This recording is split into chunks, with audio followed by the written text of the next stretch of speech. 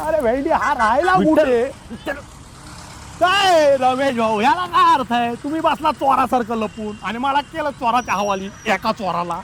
मी पळालो नाही काय? मग तुला माझा राग माहिती नाही, जाम डेंजर आहे.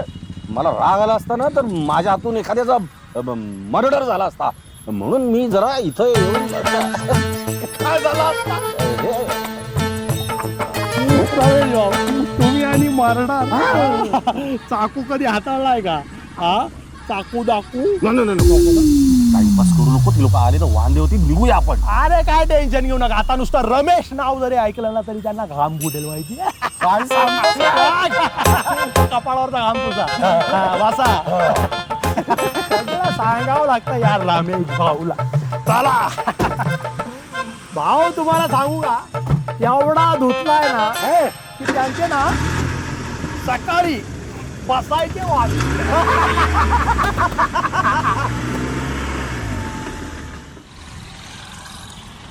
विठ्ठल, तुला जुगारातलं एवढं कसं माहिती रे?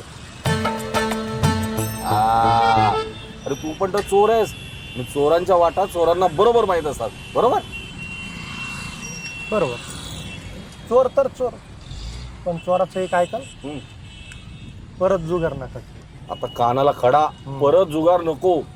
आज जीव जाता जाता वाचलाय. आता तो जीव स्वतःच्या बायकोवर लावा.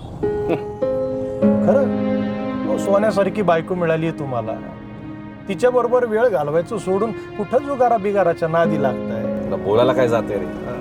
मला काय हाऊस नाही जुगाराच्या अड्ड्यावर जायची, पण माणसाला जेव्हा घरामध्ये आनंद मिळत नाही तेव्हा तो आनंद शोधायला घराबाहेरच जाणार, जे मी करतोय. म्हणजे मग तू आता माझा जीव वाचवलायस म्हणून तुला सांगायला काही हरकत नाही.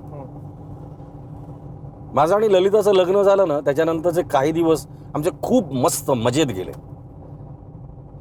काही महिन्यांनी ललिताला दिवस गेले,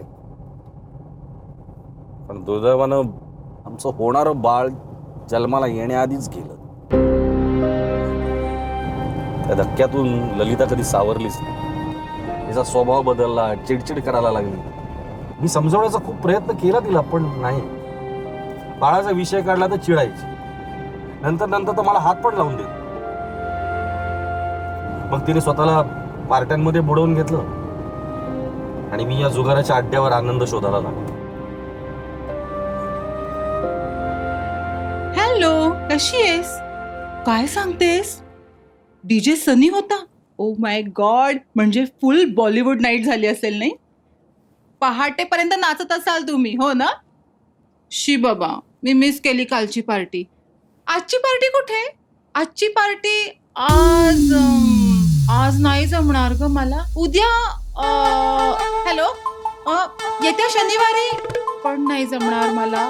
मग पुढे पार्टीसाठी ह्याच्यानंतर कधीच फोन करू नका. हॅलो हॅलो, थोडी देर के बाद ठेवला तिने फोन. काय रे विठ्ठल, आमच्यावर दादागिरी करतोस ते करतोस, माझ्या मैत्रिणींशी असं बोलतात. What is this? मॅडम दादागिरी नाही करत आहे मी. आपलं काय ठरलंय, त्या दोघांनी कंपनीमध्ये लक्ष घालायचं आणि तुम्ही किचन मध्ये.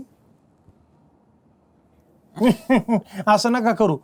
फ्रीज मधल्या समद्या भाज्या संपल्या. मग हा, आपल्याला भाज्या आणायला जावं लागेल ना. पुढे भाजी मार्केटला. कोण जाणार? तुम्ही आणि मी. मी भाजी मार्केट मध्ये? हो, ठीक आहे. मग मी मोठ्या मालकांना सांगन की आज मॅडमनी भाजी आणली नाही, त्याच्यामुळे समजे लोक उपाशी. उद्या जाऊया प्लीज. उद्या? ठीक आहे. मग मी मालकांना सांगेन की आज समजे उपाशी झोपणार आहेत, मॅडमनी भाजीच आणलेली नाही. हो, कळलं मला. इस्टेटीतला एक वाटा कट. चल जाऊयात भाजी मार्केट मध्ये. या चला चला चला.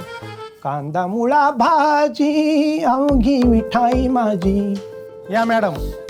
हा, या बघा, हे आपल्या गावातलं मार्केट आहे, भाजी मार्केट. ओके. छायाताई बरं आहे का? हा, ह्या मॅडम आहेत. हा आबा, आरतीताई आज तुमची छपाईच आहे आज का नाही? घेऊयात का इथनं? हा, हे काय एकाच भाऊ आहेत आपले नेहमीचे. राम राम. ओके. ऑनियन्स म्हणजे कांदे. कांदे. कांदे कसे डझन दिले? कांदे 500 रुपये डझन दिले. 500 रुपये डझन. किती डझन कांदे लागतील आपल्याला? किती डझन? 4-5 डझन लागतील. Okay, 5 dozen. हो, 5 डझन. 5 डझन कांदे द्या. काहीतरी कमी करा. ठीक आहे तुमच्यासाठी 400 रुपये डझन लावतो मॅडम. 400 रुपये 100 रुपीज डिस्काउंट दिला त्यांनी. Thank you so much. अहो मॅडम ती चेष्टा करताय तुमची. अहो Really? मग अहो कांदे डझनावर नसतात, किलोवर असतात. 8 रुपये किलो, 20, फार फार तर 25 का हो? हा मग काय तुम्हाला पहिल्यापासून ABCD शिकवावं लागणार आहे. हा चला पुढं. आणि मग हे बीन्स किती ग्रॅम? बीन्स किती ग्रॅम? मॅडम ग्रॅम अहो ते काय सोनं आहे का चांदी आहे ग्रॅम म्हणायला? अहो ते पाव किलो अर्धा किलो खूप होती बीन्सची भाजी आपल्याला.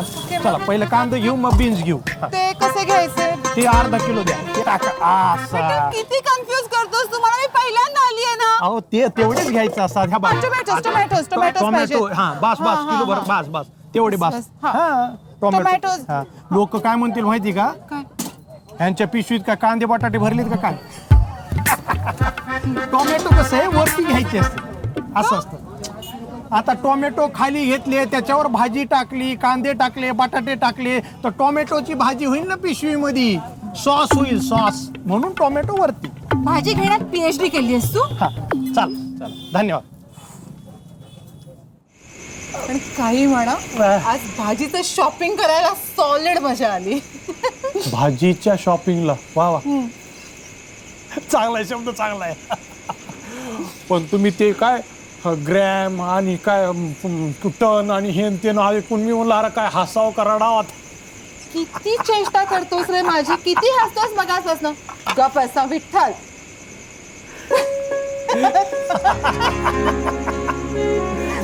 नाही पण माझं म्हणणं काय माहिती आहे का की माणसाला म्हणजे बाजारात करता आला पाहिजे, स्वयंपाक पाणी करता आलं पाहिजे, जमलं पाहिजे. का बाजार हाट करता आली पाहिजे, स्वयंपाक करता आला पाहिजे. मला का सगळं आलं पाहिजे? मी बाई आहे म्हणून? हा नाही तुम्ही माणूस आहे म्हणून.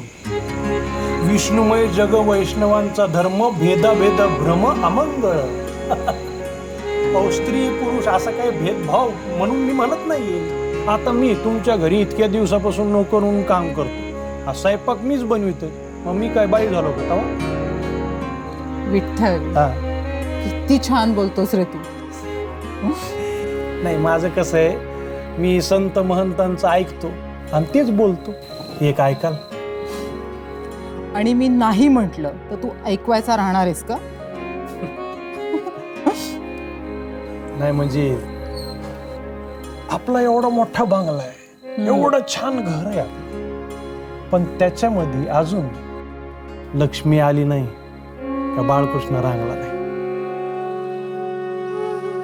हे काय बरोबर वाटत नाही मला. म्हणजे मी इथं आल्यापासून बघतोय बरं का ताई, तुम्ही आणि रमेश भाऊ वेगवेगळ्या खोलीत झोप. विठ्ठल तू यात पडायचं काम नाही बरं का. आमचे प्रॉब्लेम्स आम्हालाच माहिती.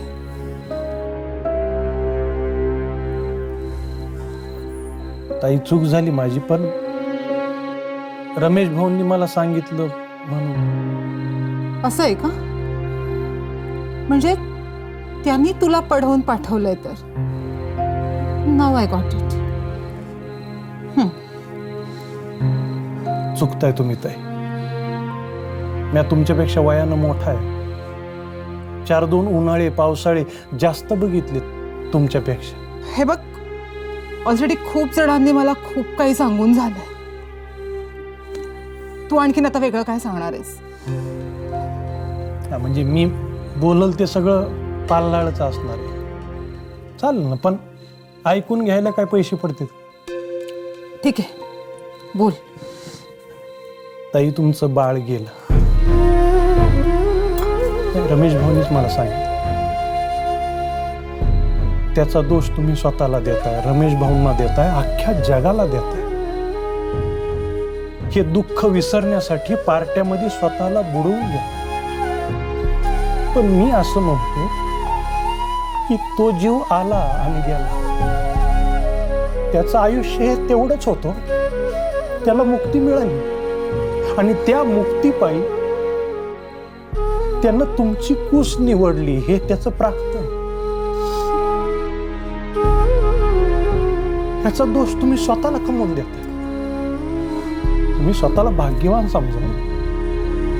पण माझं बाळ तर गेलंच ना रे. बाळ गेलं हे खरंय हो, पण जो नवीन जीव येणार आहे त्याला हे जग बघायचंय ना. त्याला कशाला रोखतेस? येऊ दे की. त्या बाळाला, त्या लेकराला सुद्धा तुझ्या खुशीची गरज आहे, तुझ्या मायेची आवश्यकता आहे.